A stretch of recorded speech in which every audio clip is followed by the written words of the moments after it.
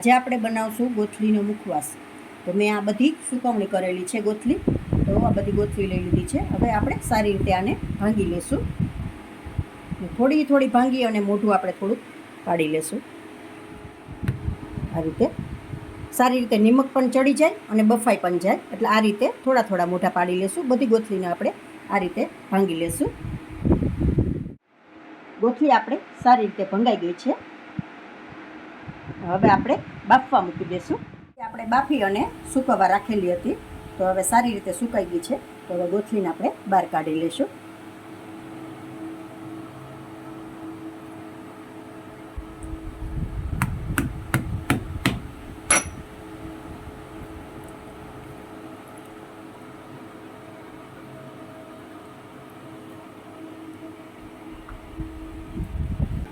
તો આ રીતે આપણે બધી ગોથલીને બહાર કાઢી લઈશું. ગોથલી આપણી બધી સારી રીતે કાઢી લીધી છે. તો હવે આપણે સ્લાઇસમાં કાપી લઈશું. એની ઉપર આ ફોતરી હોય તો આ કાઢી લેવી, કાઢી આ રીતે ફોતરી. હવે બધી કટ કરી લઈશું આપણે સ્લાઇસમાં.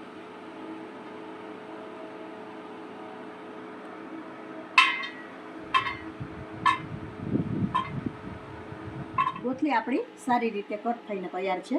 તો હવે આપણે આને શેકી લેશું.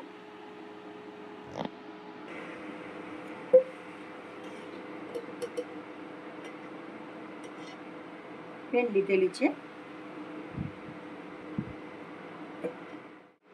પેનમાં આપણે 2 ચમચી જેટલું ઘી એડ કરી દઈશું.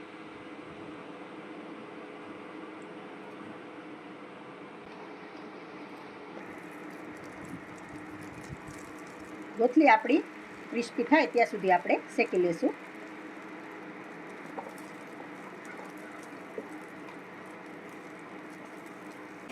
ગોથલી આપણી સારી રીતે શેકાઈ ગઈ છે અને એકદમ ક્રિસ્પી પણ થઈ ગઈ છે. હવે આપણે નીચે ઉતારી લઈશું. આપણે સંચર પાવડર મિક્સ કરી દઈશું.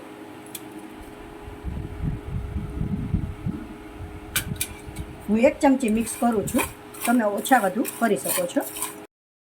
સંચર પાવડર સારી રીતે મિક્સ થઈ ગયો છે. હવે તમે વરસ માટે અને એરટાઈટ ડબ્બામાં ભરીને રાખી શકો છો.